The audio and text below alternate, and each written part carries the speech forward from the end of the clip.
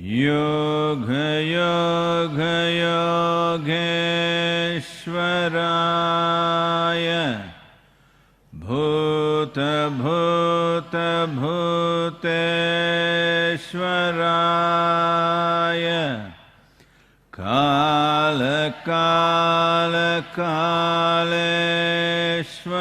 Kala-kala-kaleshwaraya Shiva-shiva Sarveshwaraya Shambho-shambho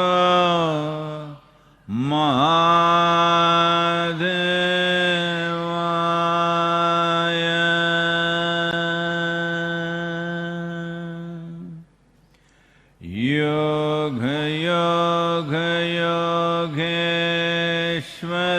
Yoga-yoga-yogeshwaraya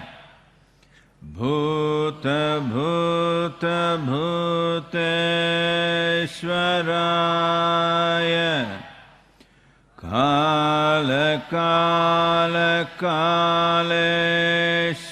Kala-kala-kaleshwaraya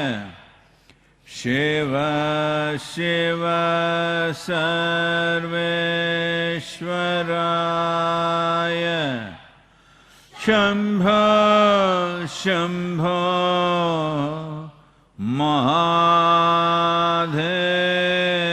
Mahadevaya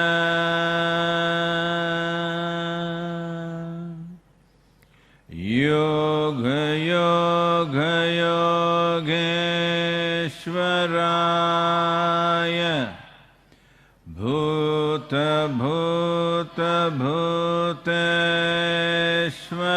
Bhuta-bhuta-bhuteshwaraya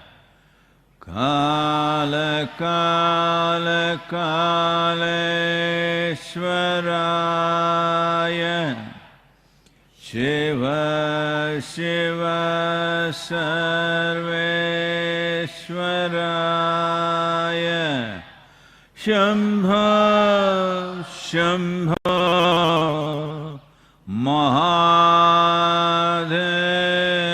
Mahadevaya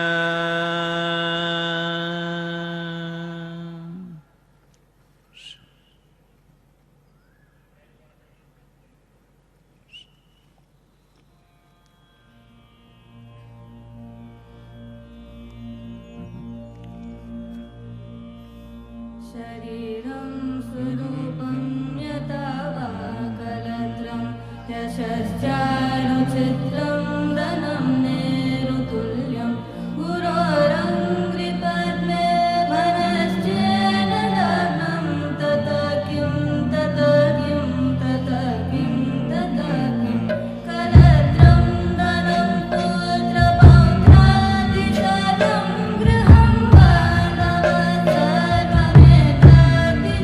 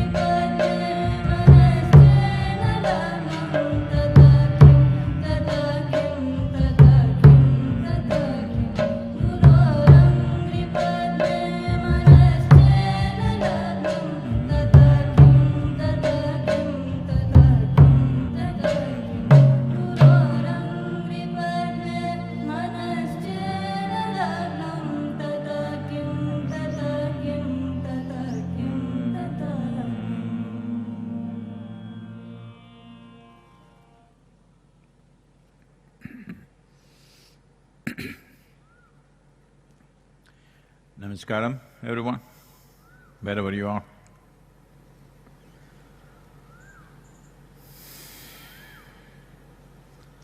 Well,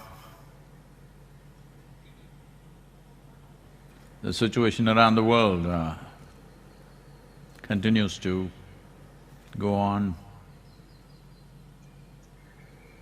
United States crosses 45,000 fatalities. And over, I think, four nations or four nations cross 20,000 fatalities. While playing a little seesaws in some places, it kind of went down and again it's going up. As I said earlier, we are only controlling human behavior. We have not found a single handle on the virus, and virus is displaying various new capabilities and different level of competence and different level of damage that it can cause. What was understood as a largely respiratory and problem now has gone into various places. One of deep concern is, one thing is, it is definitely attacking the immune system. And something of deeper concern is it is also impacting the neurological system, causing a certain level of brain damage. Those who are already damaged, maybe there's room for them, but this is a deep concern because many, if not many, at least a few of the patients, those infected by the virus have gone into seizures, loss of memory, and of course everybody knows about loss of smell is the first thing, which is a neurological sign, and it is leading to various levels of damage, and scientists… Nobody is very clear, but they're estimating it could also leave permanent damage in the neurological system. Or in other words, essentially it's getting more complex than what we thought it is, that we thought it's just a respiratory thing, we just manage our lungs and things will be okay. At the same time, the positive sign is over 80% of the people infected by the virus don't show any sign, any symptom, and they go through it silently, which is plus and a great minus too, because these silently infected people, asymptomatic infections, they are giving it to everybody all over the place because they don't even know they carry it. So ultimately, a huge economic cost of, in the end, testing all the 7.6 billion people, this onerous task is what the virus is kind of pushing us towards, because 80% of the people who are infected don't show any signs, means we will have to quarantine people who have no symptoms. We will have to treat people who have no symptoms, which is going to be very difficult, as it is around the world, also in India. A certain amount of social restlessness is also building up, cooped up in their homes for too long, concerns about economic well-being, businesses being closed, people, not only the daily wages, even monthly salary earners losing out on their economic, advantage that they had, or their savings and other things running out, and the fear of that people see that more than 50% of the world's workforce can go unemployed for a year or two. Those who are in variety of businesses right now, I think software industry has already started load shedding. That is, they're trying to drop people from their employment roles because they think next 3 to 4 quarters, there will be no demand and they cannot sustain these people. Clothing industry, they believe 80% of the jobs may go away for a year or two because fashion and clothing will be out of fashion for some time, which is… I hear that those who are eco-warriors, they're all saying, this is it, this is good, people can live with less number of clothes, all this is very true. But this is not the time to talk that language. I've been talking that language in the past. But now when people are losing jobs in a massive way, this is not the time to celebrate those gains. Those gains have to happen in a planned way, not in such a cruel way. So, challenges are multiplying, but nations are losing their patience. Nations are losing their resilience to hang on to the lockdowns. There's a lot of debate all over the place whether this lockdown is really needed or let's go out and do what we have to do, let's see what the virus will do.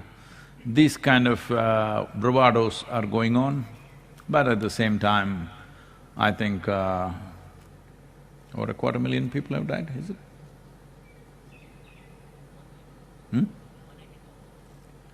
Nearly 200,000 people have lost their lives. That's not a small number to ignore. So, this is a real challenge, how we deal with this. Every one of us have to figure out ways to rejig ourselves, our activity, how we do things in the world, how we live in this world. We can't just go on living as we have been living, many changes need to happen.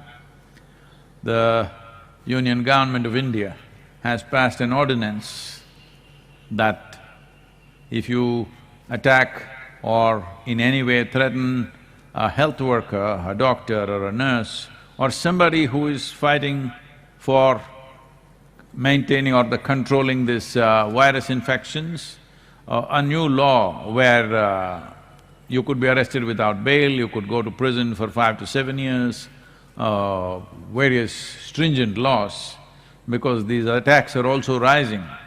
They don't want… certain people don't believe they will be affected by this virus and they're attacking the medical personnel who go to treat them or to test them. They don't want to be tested because they're afraid they will be forcefully taken to a hospital or put in a quarantine. So, all social issues are roiling up and obviously when this is going on, simply another lockdown and another lockdown will become difficult. Relaxing the lockdown, we don't know where it'll take us, but that's where we are.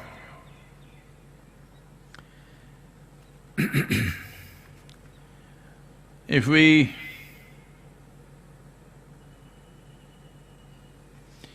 do not pay attention to all sides, we should pay a lot of attention to the virus, we should pay attention to those who are saying this could kill the humanity, we should pay attention to those people who say nothing will happen, we can just go out and do what we want, let's get the economic engine rolling, and 1,000 other shades of people in between. It's important to listen to all of them to make a reasonably right decision. I don't think anybody can make a really perfect decision because nobody has a full grasp of what this can do and how it can run through a human society. At least a reasonably right kind of decision, we need everything. But there are many, you've heard of kangaroo courts, but that did not… Kangaroo, though, limited itself to Australia, the kangaroo courts did not remain in Australia alone, they went all over the world. That is, just jump to a judgment. This happened. At one time, Shankaran Pillai became a judge in the local court. He was not always on the other side.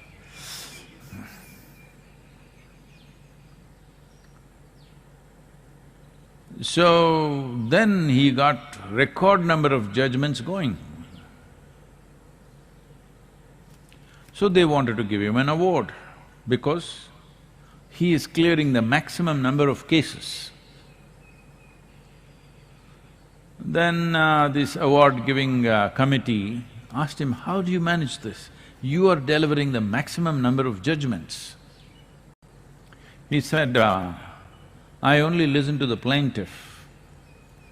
They said, what, you don't listen to the defendant?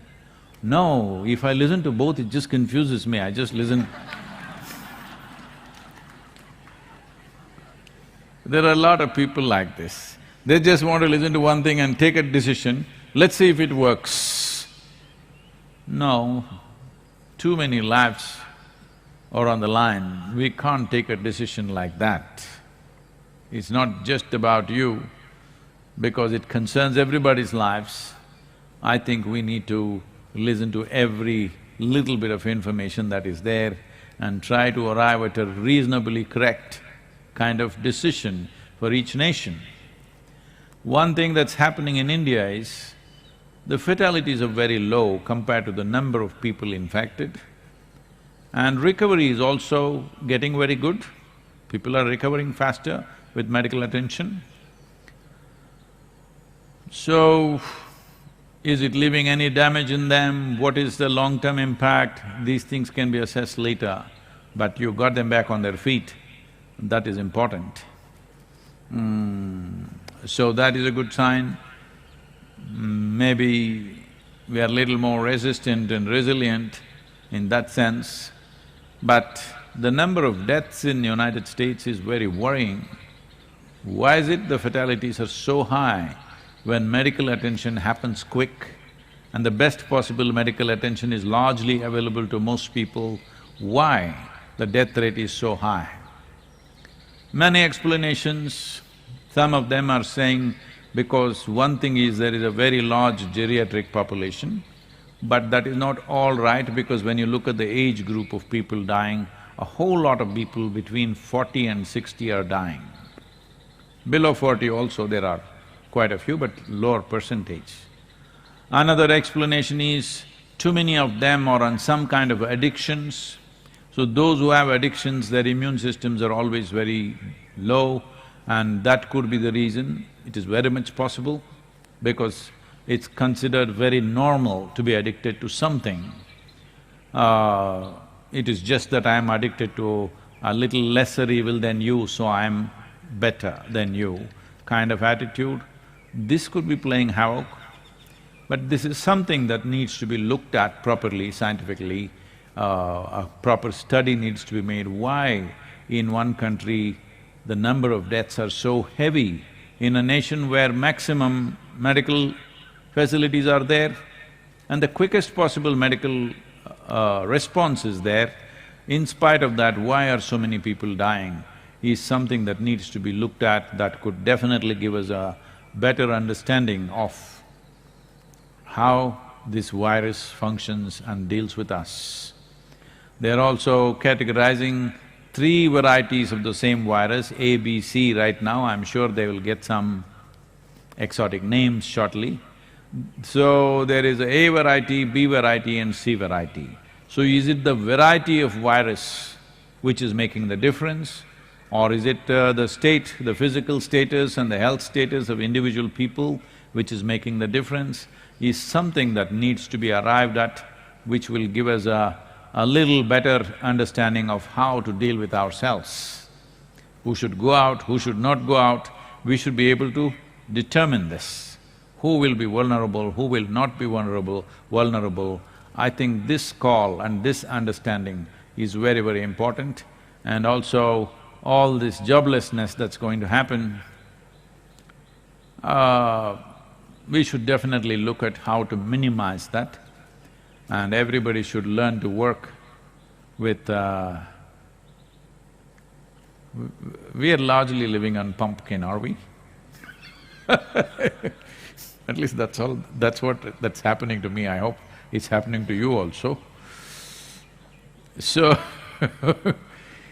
how to minimize our lifestyles so that everybody can have some kind of a job in terms of lowered salaries, so that instead of firing a whole lot of employees, everybody can go on 50% salary and everybody can have a job, and redirect this huge human resource into other dimensions of many things that are neglected, ecological aspects, policy aspects, various aspects of governance and variety of things in the world which have not been done.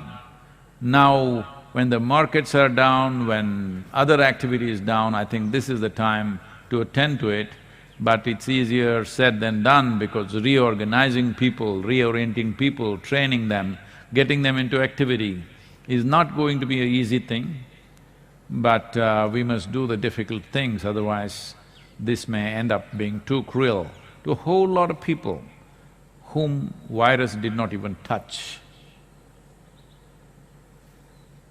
Please. This question is from Shashank. Namaskaram, Sadhguru. You said that depending upon how compulsive we are, and as per our karma, we attract certain situations, or life arranges itself accordingly. But for an enlightened being who has no karma, what determines the nature of situation he or she gets into, or the way life pans out? We have seen you face some of the most challenging situations. What is the mechanics behind this?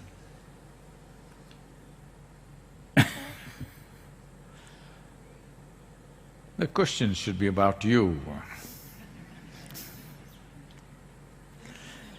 So, whoever told you an enlightened being does not have karma?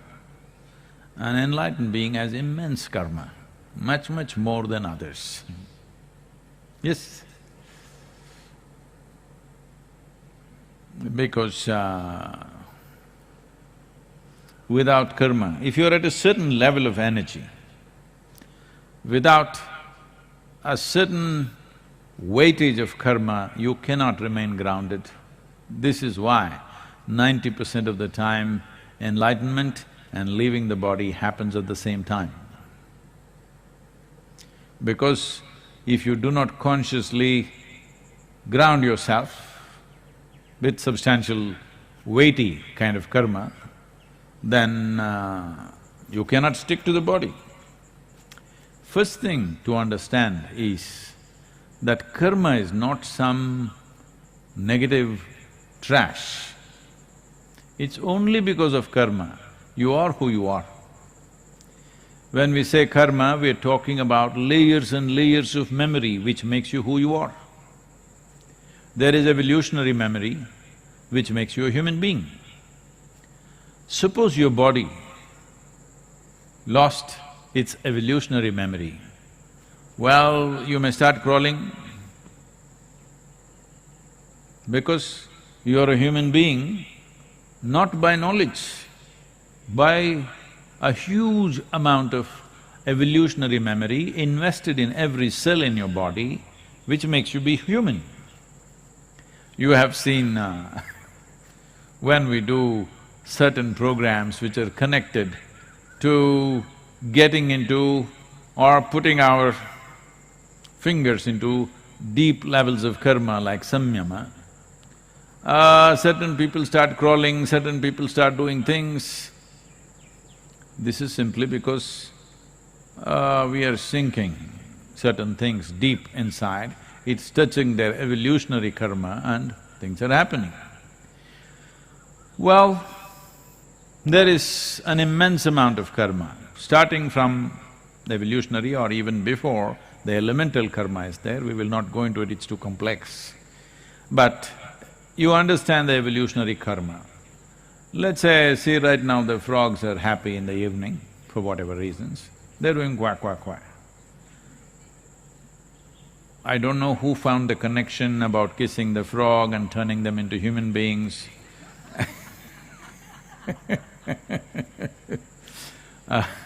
All those things, but suppose you lost your evolutionary karma and somewhere around amphibious life, somewhere around a frog, you stopped. After that, what memory you had is gone. Suddenly, you may be a princess, but you will turn into a frog. Yes?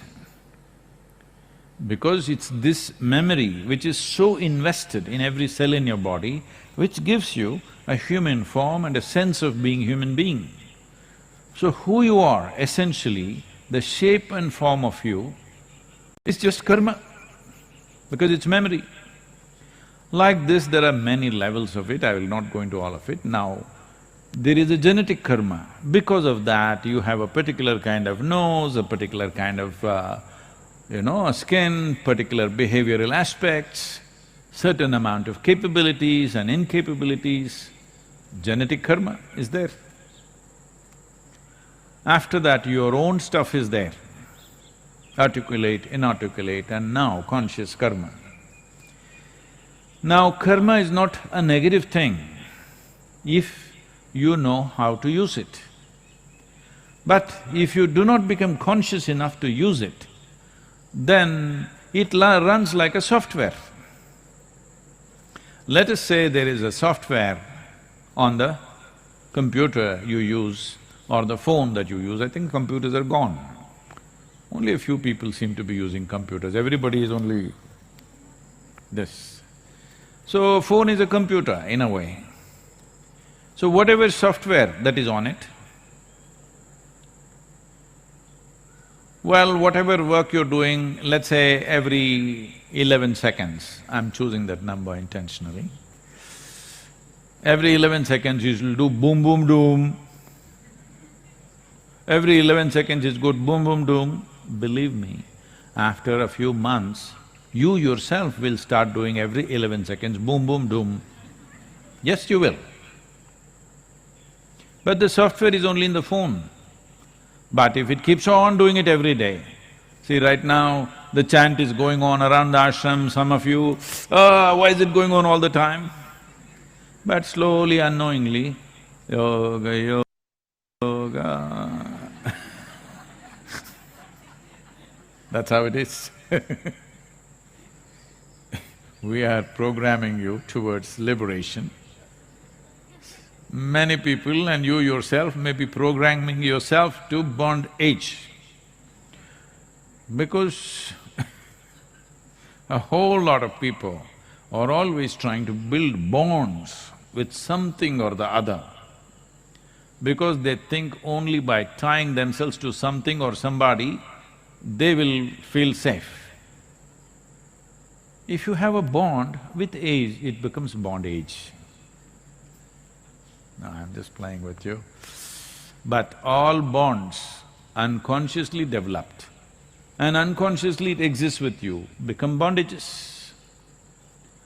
Well, bonds are like, a sailor will throw an anchor in a place so that there, in case there is a small storm, the boat doesn't go away somewhere, so you put an anchor. It's a very good thing if you want to be safe in one place. But you are in a damn boat because you want to sail. So if you keep on putting 5, 10 anchors, obviously you will be safe, but you will never sail. So you have to make up your mind, you want to sail or you want to be safe.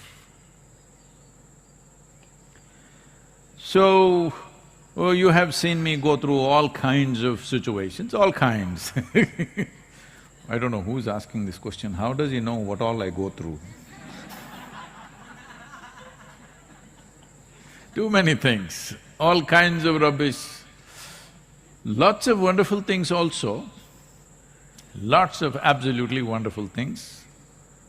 But lots of trash also comes my way. Well, what's his name? That's his real name? Nishant? Shashank. So no, Shashank has been very closely around me to see all the nonsense that comes my way.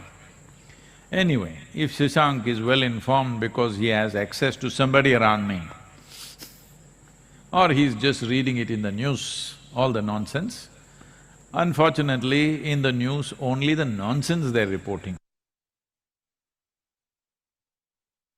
All the wonderful things that happens to me, they don't usually report. That's their karma.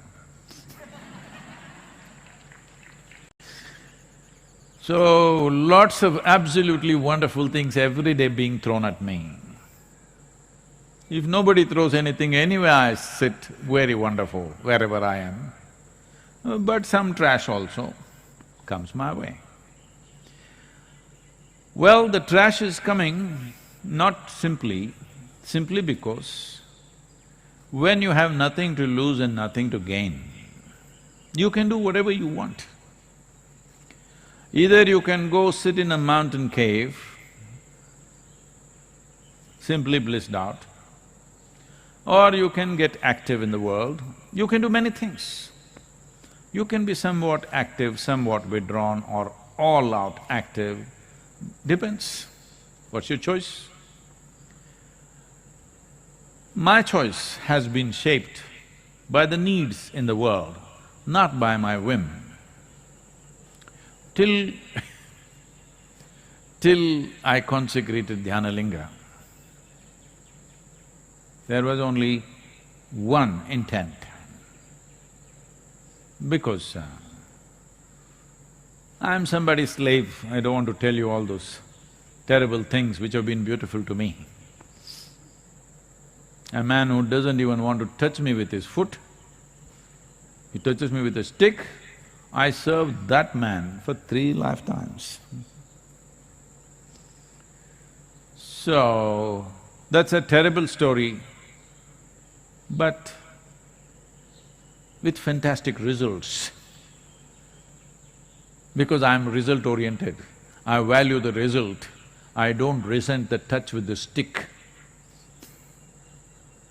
Many of you have these issues, that's why I'm telling you. Sadhguru didn't even look my way. He doesn't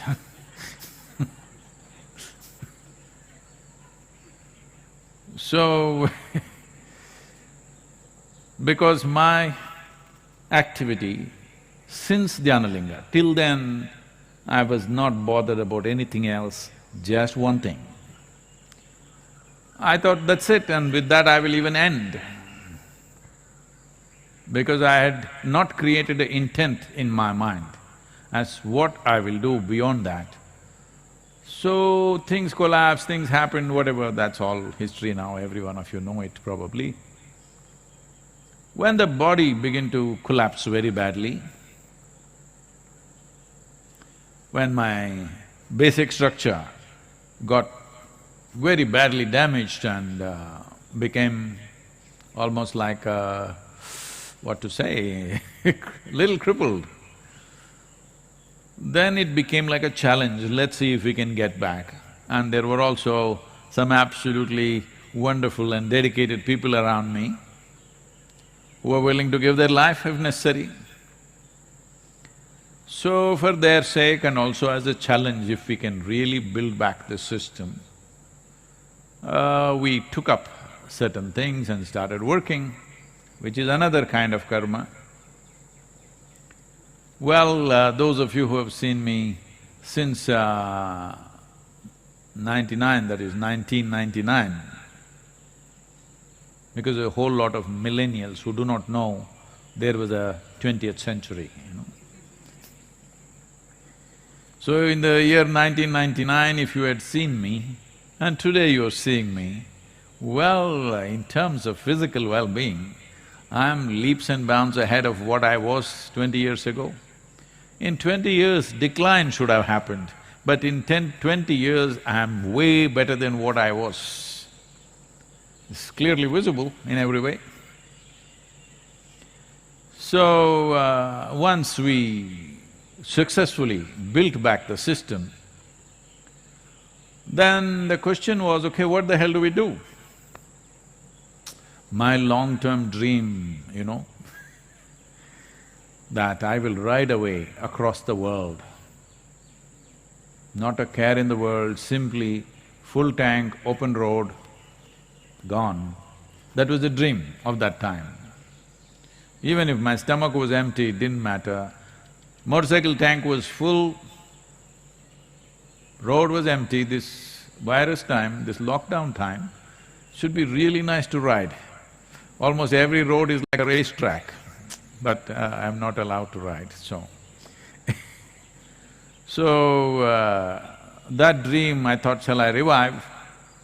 But all the people around me, without them I wouldn't have had the intent to go through that enormous striving that it took of almost 3 years or 3.5 years to build back the system. I wouldn't have had the intent without all these people looking hopefully at me. If I didn't have that, I wouldn't have had the intent to build it back.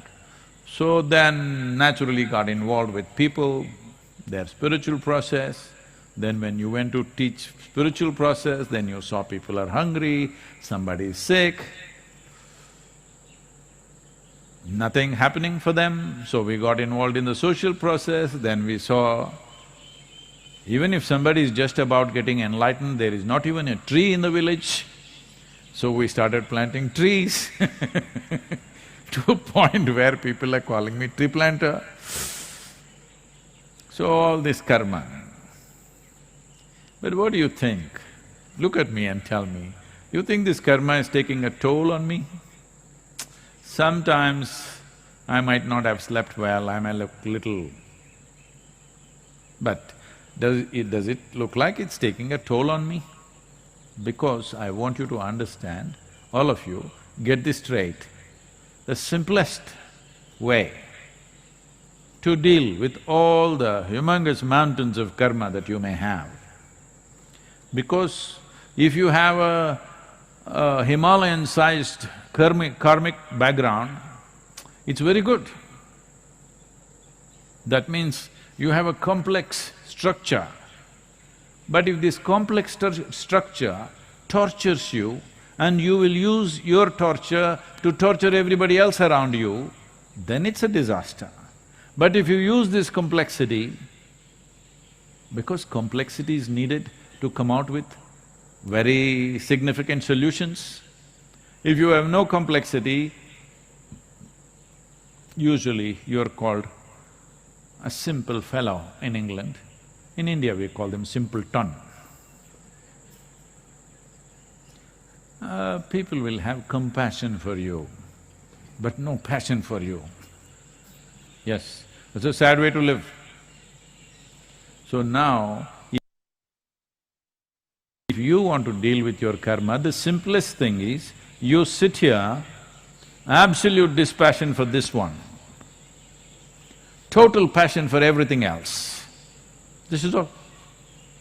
Right now the problem is, people have enormous passion for their life, but they have dispassion for other people's well-being and suffering and whatever is happening. This is why right now the world is saluting the doctors and nurses who are sticking their life out there to work for somebody, because they are showing passion for other lives and dispassion for themselves. This is a sure way of release. So this is all you have to do. You must reverse the equation. Too much passion for yourself, no passion for others, no. Absolute passion for every life around you, total dispassion towards yourself. You don't worry about all this karmic nonsense. You are gone. You are free from this rubbish.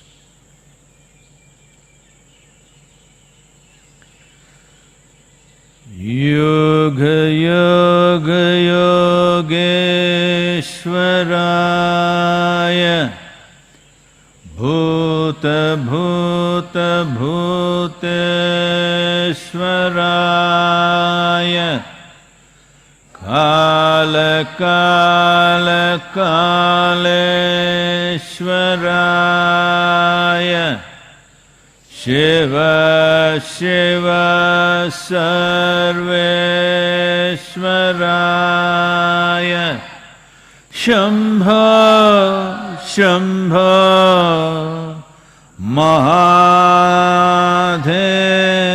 Mahadevaya.